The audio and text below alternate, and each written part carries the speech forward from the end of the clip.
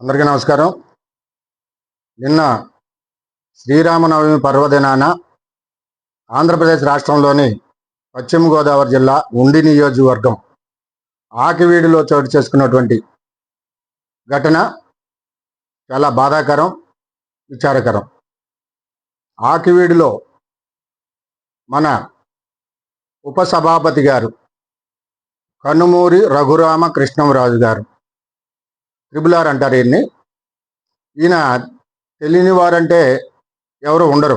ఎందుకంటే గడిచిన 5 సంవత్సరాల్లో వైఎస్ఆర్ కాంగ్రెస్ పార్టీ పార్లమెంట్ సభ్యులుగా ఎన్నికై సొంత పార్టీ మీదే తిరుగుబాటు జెండా ఎగరవేసి ఢిల్లీలో కూర్చుని దాదాపు 4 సంవత్సరాల పాటు ఆ పార్టీపై రచ్చబండ అనే కార్యక్రమం పేరుతో నిత్యం ఏదో ఒక కార్యక్రమంతో ప్రజల మధ్య ఉన్నటువంటి వ్యక్తి, గొప్ప వ్యక్తి రఘురామకృష్ణరాజు గారు. ఆయన ఈ రోజున మనకు ఉపసభాపతిగా ఉన్నారు, గౌరవప్రదమైన స్థానంలో ఉన్నారు. ఆయన శ్రీరామనవమి సందర్భంగా ఉండి నియోజకవర్గంలో అనేక పట్టణాల్లో దేవాలయాలు ఉన్నాయి, మంచి గుళ్ళు ఉన్నాయి. అన్నిటికీ తిరిగి మరి ఆ శ్రీరామనవమి సందర్భంగా పర్వదినాన పూలమాలలు వేయటం, ఇవన్నీ కార్యక్రమాలు చేయటం సర్వసాధారణంగా ఏ ప్రజాప్రతినిధి అయినా చేసే. అదే క్రమంలో ఆకివీడులోని పెదపేట అనే ఒక ఎస్సీ సామాజిక వర్గం నివాసం ఉంటున్నటువంటి దాదాపు 10 నుంచి 1200 కుటుంబాలు అక్కడ నివసిస్తున్నటువంటి పరిస్థితి. అక్కడ ఒక రామాలయం ఉంది, పురాతనమైన రామాలయము. దాన్ని మళ్ళీ పునర్ప్రతిష్ఠించాలి అనే ఆలోచనతో మన రఘురామకృష్ణరాజు గారు ఒక నెల క్రితం ఆ పేటకు వెళ్ళటం జరిగింది. వెళ్ళినప్పుడు వాళ్ళందరూ కూడా ఆ ప్రజాప్రతినిధి గారికి వచ్చి, అయ్యా ఇక్కడ రామాలయం నిర్మించొద్దు,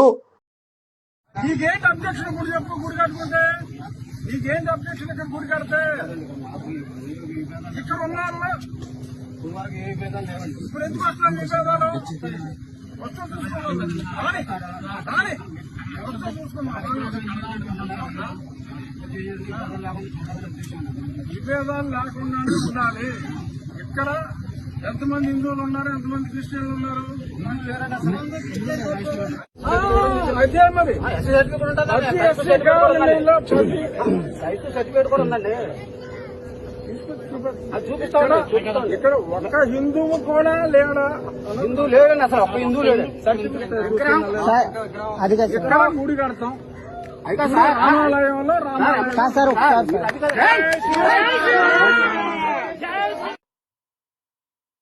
ఇక్కడ మా గొంతెమ్మ దేవాలయాన్ని నిర్మించుకుంటాం అని చెప్పి వాళ్ళు అడగటం, లేదు లేదు ఇక్కడ రామాలయం నిర్మించాల్సిందే, రామాలయం నిర్మిస్తే మీకు వచ్చే ఇబ్బంది ఏంటి అని రఘురామకృష్ణరాజు గారు అడగటం, ఇవన్నీ కూడా మీడియాలో చూసాం.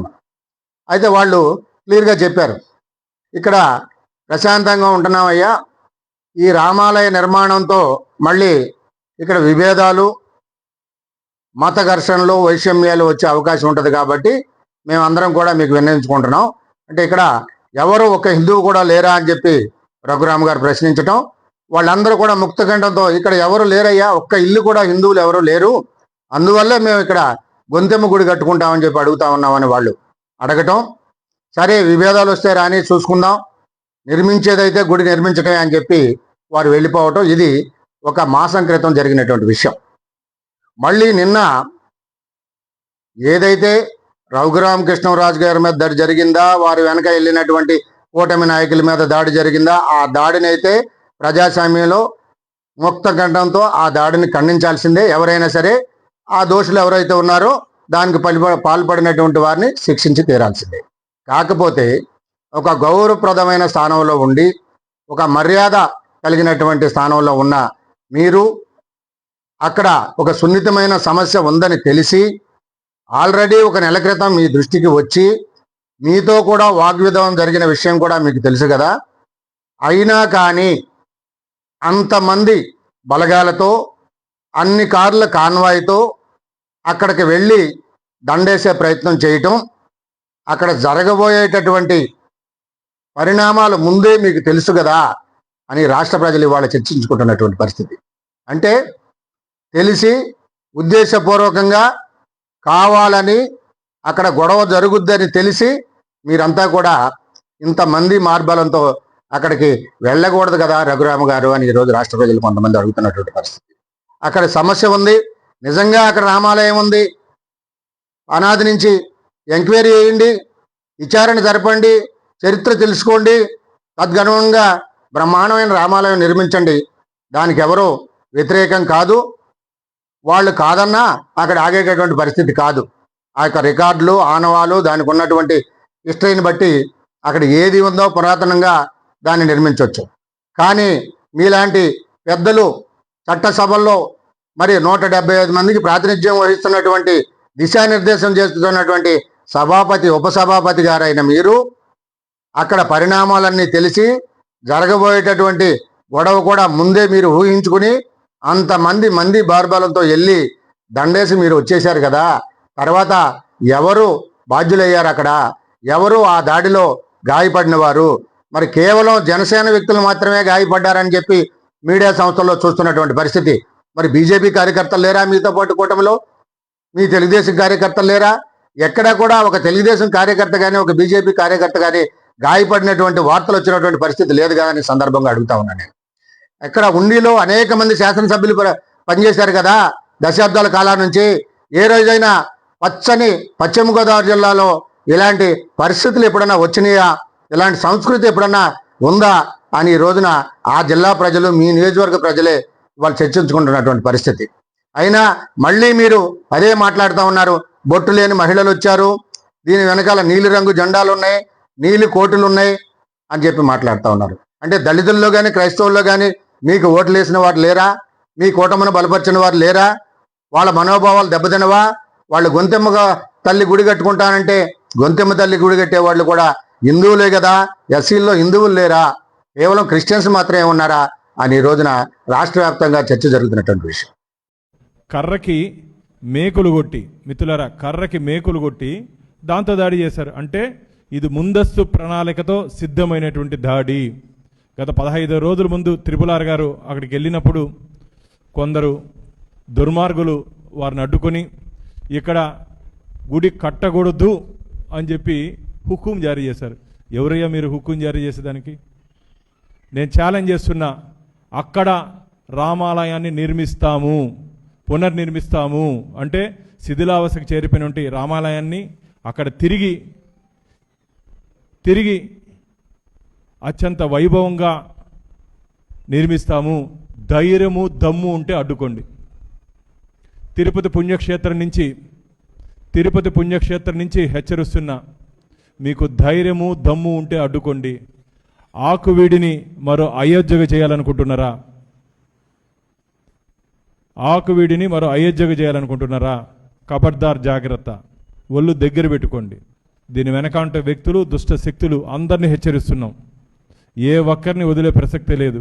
ఇంకొక నాయకుడు వచ్చాడు తిరుపతి నుంచి, భానుప్రకాష్ రెడ్డి గారు. నేను గత 30 సంవత్సరాలు చూస్తా ఉన్నా ఆయన్ని.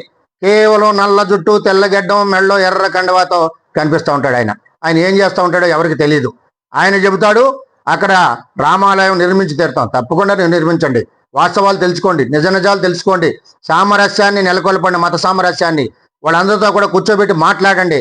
ఒక ప్రజాస్వామ్య పద్ధతిలో నిజమైన చరిత్ర ఎవరికుంటే దానికి అనుగుణంగా పాల్గొండి, తప్పులేదు, దాన్ని అందరూ కూడా హర్షిస్తారు. కానీ అక్కడ రామ మందిరం నిర్మించి తీరుతాం, మీకు దమ్ముంటే అడ్డుకోండి, మీ అంతు తేలుస్తాం అనే విధంగా, మత వైషమ్యాలు రెచ్చగొట్టే విధంగా, మత ఘర్షణలు పెచ్చరిల్లే విధంగా, మత విద్వేషాలు రగిలే విధంగా మీరు మాట్లాడుతున్నారంటే, ఒక బాధ్యత గల పదవుల్లో ఉండి భానుప్రకాష్ రెడ్డి గారు మీరు కూడా తిరుమల తిరుపతి దేవస్థానం పాలక మండలి సభ్యులుగా ఉన్నారు. మాట్లాడే విధానం, మాట్లాడే భాష ఈ ప్రజాస్వామ్య దేశంలో అది విద్వేషాలు రెచ్చగొట్టేలాగా, మత కల్లాలు సృష్టించే విధంగా ఉన్నాయని సందర్భంగా తెలియజేస్తా ఉన్నా. ఏమంటారు మీరు? మరొక అయోధ్యను చేయకండి అని చెప్పి మీరు మాట్లాడుతూ ఉన్నారు. అంటే మీ ఉద్దేశం ఇది ఒక అయోధ్య సమస్యగా క్రియేట్ చేసి ఒక దశాబ్ద కాలాల పాటు మళ్ళీ ఈ సమస్యని, ఆకివీడి సమస్యని అయోధ్య సమస్యగా సృష్టించాలని మీరేమన్నా భావిస్తూ ఉన్నారా అని సందర్భంగా నేను అడుగుతా ఉన్నా. ఈ రాష్ట్రంలో, ఈ దేశంలో ఉన్న ప్రజలందరూ కూడా సమానం కాదా పాలకులు కానీ సందర్భంగా నేను అడుగుతా ఉన్నా.